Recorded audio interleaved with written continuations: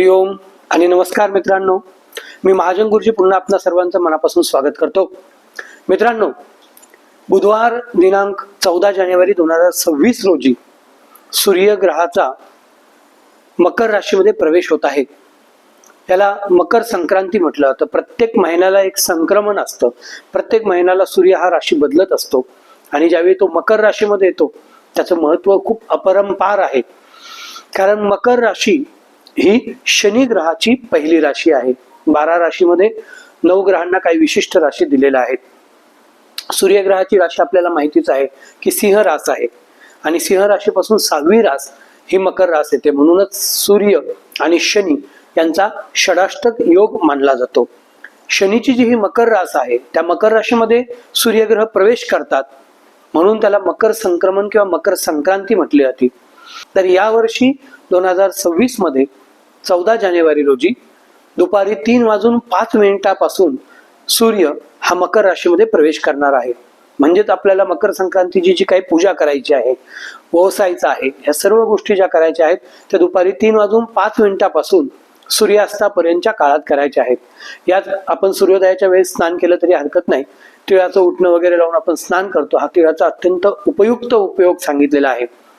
त्याच समवेत मकर संक्रमणच्या वेळेस दुपारी 3:05 नंतर जर आपण कुठल्या तीर्थस्थळी असाल तर अशा वेळी या संक्रमण काळामध्ये केलेलं स्नान हे अनेक पटींनी पुण्य उत्पन्न करणारं असतं.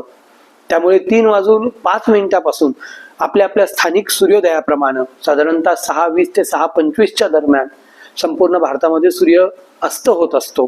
त्या सूर्यास्ताच्या काळापर्यंत आपण ह्या संक्रमण काळामध्ये दान, पुण्य इत्यादी गोष्टी करू शकता. आपली जी मकर संक्रांतीची पूजा आहे ती त्या काळामध्ये करू शकता. जसं मी सांगितलं की सूर्य हा आपल्या पुत्राच्या राशीमध्ये येतो, शनीच्या राशीमध्ये येतो. शनी सूर्य हा षडाष्टक योग आहे. शनी सूर्य हा परमशत्रू योग आहे. कारण संपूर्ण ग्रहामध्ये सूर्य आणि शनी हे एकमेकांचे शत्रू सांगितलेले आहेत. म्हणूनच आपण या दिवशी तीळ आणि गुळ या 2 गोष्टींचं दान अपरंपारतेने महत्वाचं सांगितलं आहे. कारण तिळाचं दान हे शनीच्या दोष निवारण करण्यासाठी करत असतो. शनीचा प्रभाव हा तैल गोष्टीवरती किंवा तेलावरती आहे. त्यामुळेच आपण तिळाचं दान करत असतो. कारण सगळ्यात श्रेष्ठ तेल आयुर्वेदाने तिळाचं सांगितलेलं आहे. आणि गुळ ही गोष्ट आपण सूर्यासाठी दान करत असतो. सूर्याचे जे काही दोष आहेत, काही प्रॉब्लेम आहेत, ते गुळाच्या दान केल्याने निवारण होत असतात.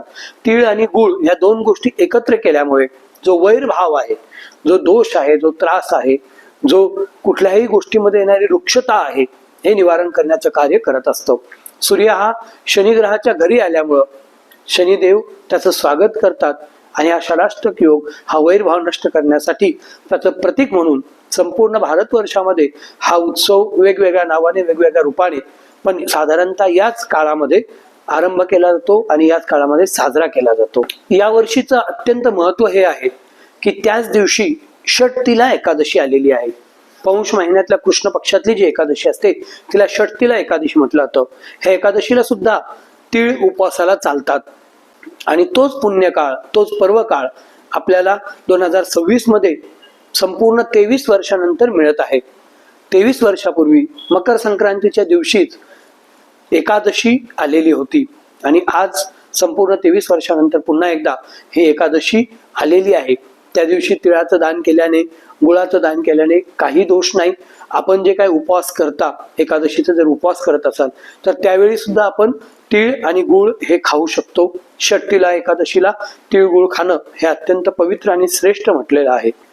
अनेकदा सांगितलं जातं की संक्रांत ही कुठल्या गोष्टीवरती आलेली आहे, तर यावर्षीची संक्रांत ही बालवकरणावरती आलेला आहे. त्यामुळे तिचं वार नाव आणि नक्षत्र नाव हे म अक्षरापासून उत्पन्न होतं. मंदाकिनी हे तिचं नाव सांगण्यात आलेलं आहे. देवीने पिवळ्या रंगाचं वस्त्र धारण केलेलं आहे. हातामध्ये गदा धारण केलेली आहे. वयाने कुमारिका स्वरूपामध्ये सांगितलेली आहे आणि सुवासासाठी जाईचं फूल घेतलेलं आहे. तर केशराचा टीका तिने लावलेला आहे. भूषण करण्यासाठी तिने मोती धारण केलेला आहे. त्यामुळे मोतीचं दान या पर्व काळामध्ये केलेलं केव्हाही चांगलं आहे. ग्रहण करण्यासाठी तिने पायस घेतलेला आहे. त्यामुळे खीर आपण दान करू शकता. किंवा संक्रांतीच्या नंतरच्या काळामध्ये ज्याला आपण किंक्रांत म्हणतो, 15 तारखेला सुद्धा आपण तांदूळ असेल, दूध असेल किंवा तांदूळ आणि वेगवेगळ्या प्रकारच्या डाळी एकत्र करून त्या गोष्टी सुद्धा संक्रांतीच्या पर्व काळाच्या दुसऱ्या दिवशी, ज्याला आपण करी दिवस म्हणतो किंवा किंक्रांत म्हणतो, त्या दिवशी आपण दान करू शकता. ही संक्रांत कशी आहे तर पूर्व दिशेकडून पश्चिम दिशेला ही चाललेली आहे आणि तिचं मुख हे वायव्य दिशेला आहे. संक्रांतीच्या काळामध्ये मुख्यत्वे 14 जानेवारीला आणि विशेष करून दुपारी 3च्या नंतर या काळामध्ये कठोर आपण बोलू नये, कुणाशी भांडणं करू नये. म्हणून सांगितलं जातं की आमचे तीळ सांडू नका, आमच्याशी भांडू नका, किंवा तिळगुळ घ्या आणि गोड गोड बोला. हे का सांगितलं जातं की सूर्य आणि शनी हे पण आपलं वैरभाव विसरून एकमेकांच्या राशीमध्ये एकमेकांच्या घरामध्ये येतात. मग हे वैश्विक पातळीवर जर घडतं आहे तर आपणही आपले पारिवारिक हेवे देवे त्रास जे आहेत ते निवारण करून जे कोणी आपल्या ऋणानुबंधामध्ये आहेत त्यांना तीळ आणि गुळाचं दान हे जरूर करायचं असतं.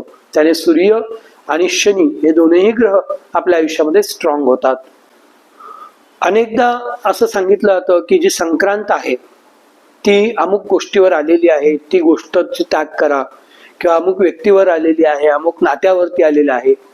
या अशा कुठल्याही अफवावरती कोणीही विश्वास ठेवू नये, कारण हे सामान्यतः दरवर्षी घडणारी वैश्विक घटना आहे, भौगोलिक घटना आहे आणि ज्योतिषशास्त्रीय दृष्ट्या सुद्धा अत्यंत महत्वाची घटना आहे. परंतु हे ग्रहांचं संक्रमण हे कधीही कुणावरती संक्रांत शब्दाप्रमाणे जो शब्दशः आपण वाक्प्रचार वापरतो तसं कधीही येत नसतं. हे एक संक्रमण काळ आहे, हा अत्यंत पवित्र आणि तेजस्वी काळ आहे. म्हणूनच आपल्या ऋषीमुनींनी या काळामध्ये दान धर्म पुण्य करायला सांगितलेलं आहे, देवधर्म करायला सांगितलेलं आहे, पवित्र नद्यांचं तीर्थांचं जल करून स्नान करायला सांगितलं, तिळाचं उटणं धारण करायला सांगितलंय, तिळाचं पाणी गरम पाण्यामध्ये तीळ टाकून त्या पाण्याने स्नान करायला सांगितलंय, तिळाची भाकरी ग्रहण करावी किंवा मग तिळाचं गुळाचं दान करावं. ह्या पवित्र गोष्टी यासाठीच सांगितल्या आहेत. त्यामुळे कुठल्याही प्रकारच्या अफवावरती आपण कधीही विश्वास ठेवू नये. संक्रांतीच्या बाबतीत अत्यंत महत्वाचं सांगितलं की ही 23 वर्षांनंतर एकादशीला आलेली आहे. त्यामुळे ज्यांना एकादशी आहे त्यांनी एकादशी प्रमाणेच आपलं व्रत नित्यनियमाने करावं. जरूर तीळ आणि गुळ खावेत, दान करावेत, त्याला कुठल्याही प्रकारचा काही दोष नाही. ज्या स्त्री पुरुषांचे विवाह हे नोव्हेंबर डिसेंबरच्या नंतर म्हणजे दिवाळीच्या नंतर झालेले आहेत त्यांचा पहिला संक्रांतीचा सण असतो. त्यामुळे त्यांनी यावर्षी ही संक्रांत साजरी करायची नाहीये, कारण आयुष्यामधला जो काही वैवाहिक जीवनानंतरचा गृहस्थ जीवनानंतरचा उत्पन्न होणारा पहिला सण आहे तो संक्रांत नसावा. त्यामुळे इतर कुठले सण असतील ते आपण साजरे करू शकता. परंतु ज्यांचं लग्न सप्टेंबर ऑक्टोबर किंवा त्यापूर्वी झालेलं आहे त्यांच्या आयुष्यामध्ये दिवाळी किंवा दीपावलीचा पाडवा हे सण पहिले आलेले आहेत, दसरा इत्यादी सण आलेले आहेत. त्यामुळे त्यांनी वर्षपूर्ती जरी झाली नसेल तरी संक्रांत ते साजरी करू शकतात, त्यांना कुठल्या प्रकारचा काही दोष नाही. परंतु ज्यांचे प्रथमच विवाहविधी झालेले पहिला सण संक्रांती येत आहे त्यांनी यावर्षी संक्रांत साजरी करू नये, पुढील वर्षी संक्रांत आपण साजरी करावी.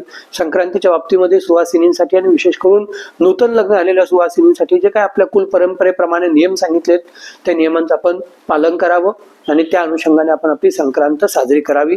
या संक्रांतीच्या निमित्ताने आपल्या सर्वांना मनापासून शुभेच्छा देतो. तिळगुळ घ्या, गोड गोड बोला, आपल्या आवडत्या चॅनलला सबस्क्राईब करा, लाईक करा, कमेंट करा आणि याच्या लिंक आपण आपल्या आवडत्या ग्रुपवरती सेंड करा, पोस्ट करा आणि असेच महाजन गुरुजींचे नूतन आणि नवीन व्हिडिओ पाहत राहा. हरिओम आणि नमस्कार.